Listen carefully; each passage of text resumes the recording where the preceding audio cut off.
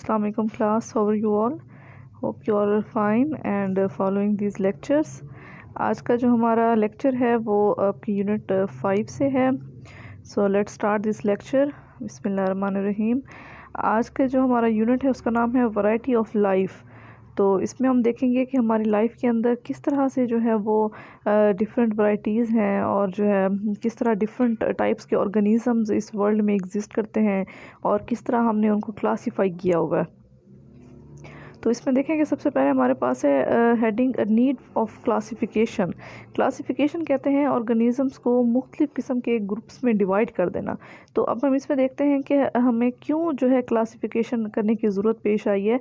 तो इसमें देखें कि over 1.5 million species of animals and over 1/2 million species of plants are known.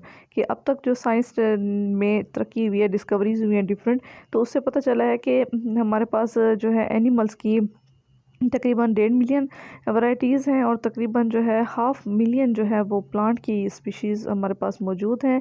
So to deal with such a large collection of dissimilar form certainly we need some system by which species can be classified in reasonable way. तो अब जाहिर है इतने बड़े animal और plant के collection को study करना हमारे लिए बहुत ही मुश्किल था. तो एक ऐसे सिस्टम की ज़रूरत थी कि जिसको लेकर हम इस तरह से उनको क्लासीफाई करें, इस तरह से उनकी ग्रुपिंग करें कि फिर हम स्पीशीज़ के करैक्टर्स को समझना, उनको स्टडी करना हमारे लिए आसान रहे. So many types of classification of possible. अब इसमें बहुत सारे हमारे पास ऑप्शंस हैं कि हम किस तरह एनिमल्स को जो है मुख्तलिफ ग्रुप्स में डिवाइड कर सकते हैं. So for example we can classify a flowering plants according to their colour, height और एनी अदर स्ट्रक्चर. ठीक है कि तो फॉर एग्ज़ाम्पल हमारे पास जो फ्लोरिंग प्लांट्स हैं, अगर हम चाहें तो उनको उनके कलर की बेस पे क्लासीफाई कर सकते हैं कि फॉर एग्जांपल वो तमाम फ्लावर जिनका कलर एक जैसा है आप उसको एक कैटेगरी में रख दें. या फिर दूसरा हमारे पास ये ऑप्शन हो सकती है कि वो तमाम प्लांट जिनकी हाइट सिमिलर है उनको आप एक ग्रुप में रख दें. या कोई भी ऐसा करेक्टर जो तमाम प्लांट्स में या प्लांट तमाम एनिमल में सिमिलर हो, उनको हम क्या कर सकते हैं, उनको हम एक ग्रुप में रख सकते हैं. लेकिन this type of classification is not meaningful. लेकिन जो इस तरह की क्लासिफिकेशन है वो हमारे लिए कोई बहुत ज़्यादा मायने खेज नहीं होती. इसकी क्या वजह है कि it does not provide any information about the basic differences and similarities among different individuals. अगर हम किसी एक करैक्टर को लेकर ऑर्गेनिजम्स को क्लासीफाई करते हैं तो हमें पता चलता है कि उस करैक्टर के सिवा और बहुत सारे करैक्टरिस्टिक्स हैं जो उन एनिमल्स में क्या हैं, मुख्तलिफ हैं. ठीक है, तो इस तरह जो है हमारे पास इस तरह की क्लासिफिकेशन जो सिर्फ एक जस्ट फिज़िकल करैक्टर की बेस पर हो तो वो लेटर ऑन फ्यूचर में जाकर पता चलता है कि वो सही नहीं थी. It can be a meaningless. So उसके लिए ज़रूरत थी कि हम एक ऐसी बेस लें क्लासिफिकेशन के लिए कि जिस पर तमाम के तमाम ऑर्गेनिज़म जो हैं वो ईज़िली क्या हो सके, क्लासीफाई हो सके और वो एक ऑथेंटिक क्लासिफिकेशन हो, उसको फिर हमें बार बार चेंज ना करना पड़े. तो इसमें देखें हमारे पास बेसिस ऑफ क्लासिफिकेशन. तो क्लासिफिकेशन की जो हमारे पास बेस है तो उसके लिए देखें कि हमारे पास और organisms are related to one another at some point in their evolutionary history. ठीक है जी, एवोल्यूशन किसे कहते हैं? एवोल्यूशन कहते हैं changes in organisms with the passage of time. अब साइंटिस्ट का ये ख्याल है कि इस दुनिया में सबसे पहले जो है जो हमारे पास यूनिसेलुलर ऑर्गेनिजम्स थे वो वजूद में आए, फिर उनके अंदर जो है सर्टन कॉम्प्लेक्सिटीज़ आती गई और उन्होंने जो है एक मल्टी सेलुलर ऑर्गेनिज़म की शेप ले ली. ठीक है, तो अगर हम ऑर्गेनिज़म की हिस्ट्री उठा के देखें अब जो हमारे पास मौजूदा ऑर्गेनिज़म्स हैं तो पता चलता है कि एवोल्यूशन में कहीं ना कहीं जो है वो एक कॉमन है, कहीं ना कहीं उनके एंसेस्टर्स जो हैं वो कॉमन है. अब हमें कैसे पता चलेगा कि वो कॉमन है? कि however some organisms are more closely related than other.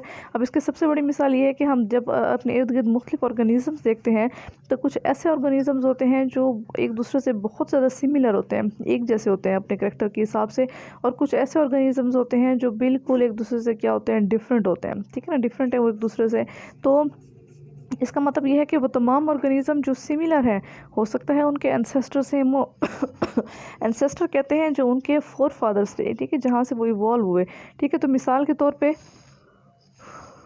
हमारे पास इस स्पैरोज़ हैं. ठीक है ना, स्पैरोज़ जो हैं ये ज़्यादा क्लोजली रिलेटेड हैं पिजन से than to any other insect. ठीक है, अब इंसेक्ट्स को देखें तो उनके अंदर भी विंग्स होते हैं, वो फ्लाई करते हैं. उसी तरह हमारे पास जो डिफरेंट बर्ड्स हैं उनमें विंग्स होती हैं. ठीक है ना, फेदर्स होते हैं उनके अंदर, वो फ्लाई करते हैं. लेकिन अगर हम स्ट्रक्चरली देखें तो जो अगर हम एक स्पैरो के साथ पिजन को रख दें या इंसेक्ट को रख दें तो हम देखते हैं कि सिवाय उस विंग्स के उसके अलावा कि वो दोनों फ़्लाइट करते हैं, उसके अलावा बाकी तमाम जो बॉडी के करैक्टरिस्टिक्स हैं अब स्पैरो और पिजन के, वो ज़्यादा सिमिलर हैं। जैसे उनके अंदर बीक है, ठीक है ना, फेदर्स हैं, उनके अंदर जो है आइज़ का स्ट्रक्चर है, तो ये चीज़ें ज़्यादा सिमिलर हैं। तो इससे हमें ये नतीजा हम निकालते हैं कि जो स्पैरोज़ और पिजन्स हैं वो ज़्यादा क्लोजली रिलेटेड हैं। मे बी वो एवोल्यूशन में किसी सेम ऑर्गेनिज्म से इवॉल्व हुए हों देन जो है वो insects.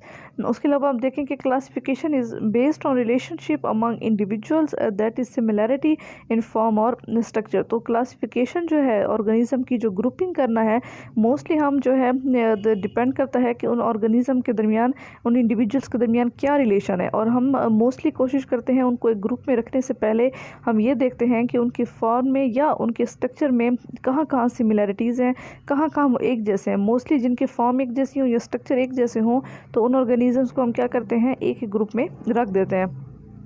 So the biologists have classified all the living organisms into groups showing similarities. It is based upon, अब हम ये देखते हैं कि सिमिलैरिटी की क्या बेस होनी चाहिए, यानी कि ऐसे वो कौन से करेक्टर हों जिनको हम सिमिलर अगर पाएँ तो हम उनको एक ग्रुप पे रखते हैं। तो इसके लिए जो है साइंटिस्ट ने जो है मुख्तलिफ़ किस्म के एक्सपेरिमेंट्स किए हैं।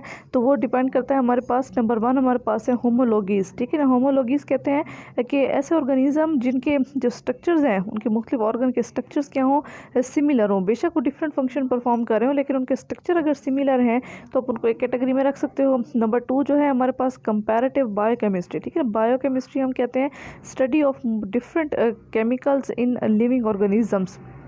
लिविंग ऑर्गेनिजम्स में जो मुख्तलिफ बायोकेमिकल्स हैं, ठीक है ना, अगर आप उनको लें और आप उनका कंपैरिजन करें दो या दो से ज़्यादा ऑर्गेनिज्म के बीच में, अगर तो उनके बीच में बायोकेमिकल कैरेक्टरिस्टिक्स या जो होने वाली मेटाबॉलिज्म है वो सिमिलर है, इट मीन्स कि आप उनको सेम ग्रुप में रख सकते हैं। उसके अलावा नेक्स्ट हमारे पास आ जाते हैं साइटोलॉजी।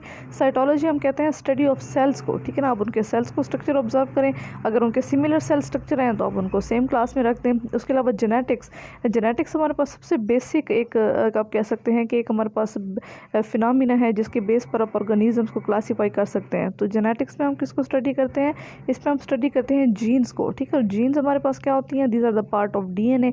अब चूँकि तमाम ऑर्गेनिज्म का डीएनए डिफरेंट होता है, तो हम क्या कर सकते हैं कि उन डीएनए के अंदर कुछ ऐसी हमारे पास प्रोटीन्स होती हैं कि अगर वो उन ऑर्गेनिज्म में सिमिलर हैं तो हो सकता है कि उनके वो अपने एवोल्यूशन में भी उनके अंदर एवोल्यूशनरी पॉइंट सिमिलर हो, ठीक है। तो इसमें देखें कि large groups are divided into smaller group into species level. अब हमने क्या किया है कि ऑर्गेनिज्म को सबसे पहले तो एक लार्ज ग्रुप पे हमने कैटेगराइज किया, फिर उस लार्ज ग्रुप से होते हुए टूवर्ड्स हम एक स्मॉलर ग्रुप की तरफ उनको लेकर आए हैं। तो अब हमारे पास जो स्पीशीज़ का सबसे जो स्मॉलर ग्रुप है ऑर्गेनिज्म का, वो हमारे पास होती हैं स्पीशीज़।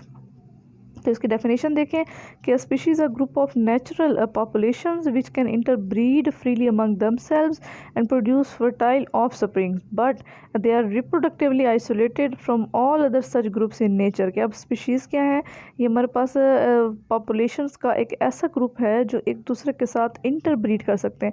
इंटरब्रीड हम कहते हैं कि रिप्रोडक्शन करना और एक न्यू जनरेशन को रिप्रोड्यूस करना। तो स्पीशी हमारे पास क्या होती है, वो एक ख़ास पॉपुलेशन जो एक दूसरे के साथ इंटरब्रीड करें और जो उनकी अगली आने वाली नस्ल है फिर वो भी फर्टाइल हो, वो फिर अगेन अपने से नेक्स्ट जनरेशन को जो है वो प्रोड्यूस कर सके, तो इसको हम स्पीशी कहते हैं। और इसकी एक शर्त है कि they are reproductively isolated from all other such group in nature, लेकिन वो किसी और स्पीशी के ऑर्गेनिज्म के साथ जो है वो रिप्रोड्यूस नहीं कर पाते, ठीक है। तो सो वो कहते हैं हाउएवर इंटरब्रीडिंग को आप जो है एक क्राइटेरिया तो नहीं ले सकते स्पीशी की रिकॉग्नाइजेशन का, क्योंकि बहुत सारी हमारे पास ऐसी स्पीशीज़ भी हैं जिनके अंदर जो है वो ए सेक्शुअल रिप्रोडक्शन पाई जाती है, ठीक है। They do not involve the fusion of gametes, तो उनके अंदर सिंपली जो है वो एक ए सेक्शुअल रिप्रोडक्शन की टाइप है। तो इसमें हम जो है इसी को ही सिर्फ रिप्रोडक्शन को ही आप बेस नहीं बना सकते। तो हमने अब क्या किया है कि ऑर्गेनिज्म को ना मुख्तलिफ़ किस्म के जैसे हमने क्लासीफाई किया, तो अब हम देखते हैं कि उन कौन कौन से ऐसे ग्रुप्स हैं या कौन से ऐसे कैटेगरीज़ हैं जिसमें हमने ऑर्गेनिज्म को जो है वो क्लासीफाई किया। तो इसमें देखें कि each species possess its own distinct structural, ecological and behaviour character, ठीक है। कि हर स्पीशी का क्या होता है, अपने ख़ास स्ट्रक्चर होता है, ठीक है ना। उसकी एक ख़ास इकोलॉजी होती है। इकोलॉजी का क्या मतलब है कि उस स्पीशी का अपने माहौल के साथ क्या इंटरेक्शन है, ठीक है। उसके अलावा उसके बिहेवियर कैरेक्टरिस्टिक क्या है, उस स्पीशी का क्या बिहेवियर है, वो कैसे बिहेव करता है माहौल में रहते हुए। तो ये चीज़ें जो है बड़ी अहम होती हैं उसको क्लासीफाई करने के लिए। So hence the species are independent evolutionary unit. तो ज़ाहिर है वो एवोल्यूशन में भी वो बिल्कुल इंडिपेंडेंट है, कोई एक स्पीशी दूसरी स्पीशी से जो है वो सिमिलर नहीं होती।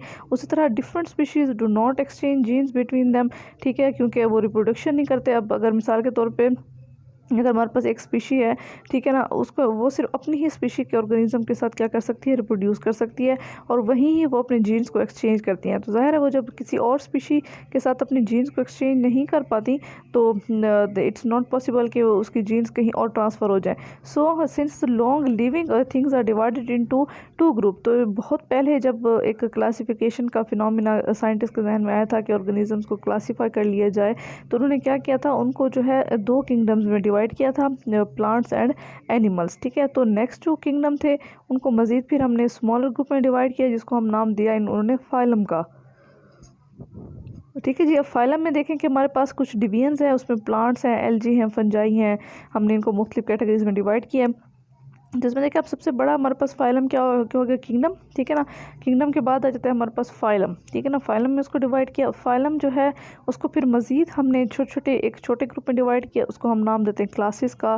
फिर क्लासेस को हमने फर्दर डिवाइड किया एक छोटे ग्रुप में, दैट्स नेम इज़ ऑर्डर, और ऑर्डर को फैमिली में हमने क्लासीफाई किया, और फैमिली को मज़ीद जो है जो रिलेटेड जनरा के ग्रुप के थे उनको हमने एक फैमिली में रखा। और उसी तरह जो जनरा है इट कम्पोज्ड ऑफ वन और मोर स्पीशीज़, ठीक है। तो अगर हम जो है इसके हायर से लोअर लेवल की तरफ चलें तो पता चलता है कि इसमें जो स्पीशीज़ हैं वो सबसे बेसिक है। It is a basic unit of classification and conversely speaking the organisms are group into larger and more inclusive categories taxa, and each categories is more general than the one below it and has some emergent properties. तो इसमें देखें कि हमारे पास जो है organism को हमने क्या किया, हमने लार्जर ग्रुप में ही डिवाइड किया है। लेकिन अगर आप देखा जाए लार्जर से स्मॉलर की तरफ अगर हम आएँ तो जो स्मॉलर वाले ग्रुप हैं वो अपने लार्जर ग्रुप से ज़्यादा जो है अपने अंदर सिमिलरिटीज़ रखते हैं, ठीक है। So the taxonomic categories from species to kingdom form a hierarchy, ठीक है। हायरार्की कहते हैं एक लेडर लाइक स्ट्रक्चर, जैसे एक सीढ़ी नुमा स्ट्रक्चर होता है कि सीढ़ियों में आप चाहें तो इसको किंगडम से स्पीशी तक याद रख सकते हैं, या अगर आप चलें तो स्पीशी से किंगडम तक, ठीक है ना, फ्रॉम असेंडिंग ऑर्डर और डिसेंडिंग ऑर्डर। लेकिन ये जो इसका ऑर्डर है ये क्या रहेगा, ये बिल्कुल यही सेम रहेगा कि सबसे पहले किंगडम, फिर फाइलम, फिर क्लास, फिर ऑर्डर, फैमिली, और एंड में हमारे पास आ जाती हैं स्पीशीज़, ठीक है। तो एक उन्होंने यहाँ पे क्लासिफिकेशन की हुई है कॉर्न की, ठीक है ना। मकई का हमारे पास पौधा होता है, ठीक है। तो इसमें देखें कि बायोलॉजिकल क्लासिफिकेशन ऑफ कॉर्न, तो ये हमारे पास एक प्लांट इसके ग्रुप से ताल्लुक़ रखता है। तो उन्होंने एक आपको जस्ट फॉर एग्जांपल एक क्लासिफिकेशन दी है। तो इसमें देखें कि हमारे पास किंगडम, ठीक है ना, किंगडम जो है वो सबसे बड़ा हमारे पास बड़ी कैटेगरी है। तो हमारे पास दो ही किंगडम है, एक प्लांट किंगडम होता है, एक एनिमल। अब क्योंकि कॉर्न जो है ये प्लांट से ताल्लुक़ रखता है तो इसका किंगडम हमारे पास है प्लांटी, ठीक है। और उसके बाद सेकंड इसका जो फाइलम है ये हमारे पास होते हैं एंथोफाइटा, ठीक है। ट्रैकोफाइटा ग्रुप से है। एक हमारे पास ब्रायोफाइट्स होते हैं, एक ट्रैकोफाइट्स होते हैं, ठीक है ना। तो एक जो ट्रैकोफाइट्स हैं ये हमारे पास वेस्कुलर प्लांट्स हैं, तो उस कैटेगरी में इसको रखा गया है। नेक्स्ट अगर फिर हम ट्रैकोफाइट्स की मज़ीद इसको कैटेगराइज करें तो ट्रैकोफाइट्स में फिर अगेन एक क्लास होती है, इसको हम नाम देते हैं एंजियोस्पर्म का, ठीक है। वैसे ट्रैकोफाइट्स की दो क्लासेस हैं, जिम्नोस्पर्म एंड एंजियोस्पर्म, लेकिन ये जो क्लास है ये एंजियोस्पर्म है, ठीक है ना। दे प्रोड्यूस तो ये नेकेड सीड प्रोड्यूस नहीं करते, this seeds are enclosed in cover. उसके अलावा हम बस इसके ऑर्डर है पर्लस, ठीक है ना। उसके बाद इसकी फैमिली है पर्सी, और उसके बाद इसका जीनस है जी, और इसकी स्पीशी है मेस, ठीक है। और आप देखते हैं कि हमारे पास हर ऑर्गेनिज्म को जो है एक ख़ास साइंटिफिक नेम दिया गया है ताकि जो है उसको वर्ल्ड वाइड उसी नाम से ही पहचाना जाए। तो हमेशा जो साइंटिफिक नेम होता है ना ये आखिरी जो दो कैटेगरीज़ हैं, ठीक है ना, जीनस और स्पीशी, उसको मिला के जो है वो बनाया जाता है। उसी तरह हमारे पास जो कॉर्न है इसका साइंटिफिक नेम आपके पास क्या है, जी मेज़, ठीक है ना। तो इसको हम जी मेज़ कहते हैं। तो इसको आप क्या करते हो, इसको हमेशा साइंटिफिक नेम को लिखते हुए जी इसके नीचे आप अंडरलाइन करेंगे और मेज़ इसके नीचे भी अंडरलाइन करेंगे, ठीक है। क्योंकि जब हम इसको कंप्यूटराइज लिखते हैं वर्ल्ड में तो इटैलिक्स में हम लिखते हैं उसको, ठीक है ना। तो लेकिन अगर आप जनरली नॉर्मल अगर आप इसको लिख रहे हो तो आप उसको अंडरलाइन करके लिखेंगे।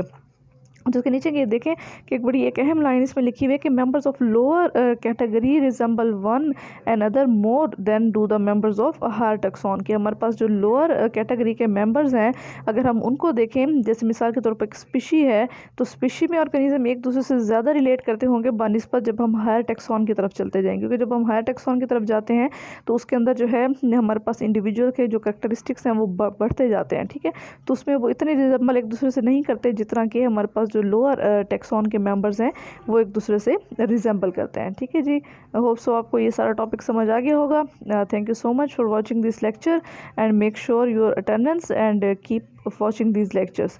Thank you so much.